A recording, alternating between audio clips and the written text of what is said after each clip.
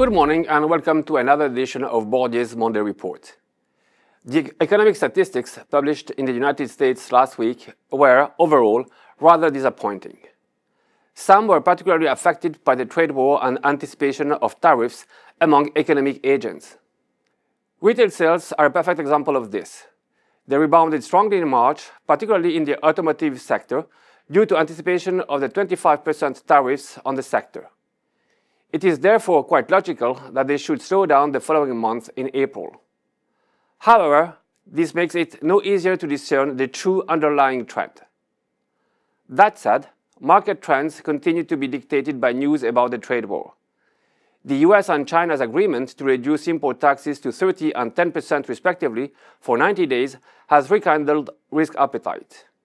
As a result, equities recorded significant gains. In the United States, they are up by more than 5%, in emerging markets by more than 3%, and in Europe and Switzerland by more than 2%. Sovereign 10-year yields rose by a few basis points, pushing prices down by 0.3–0.4%. Gold suffered from this renewed risk appetite and fell by 4.9%, in line with the 0.8 appreciation of the US dollar. This week, we will see the publication of manufacturing and services PMIs in both the United States and the Eurozone. In China, our focus will be on retail sales, industrial production, and investment data. In equities, we are once again constructive on the healthcare sector. The decree signed by Donald Trump to lower the price of medicines in the United States has caused confusion. However, it appears less negative than initially feared.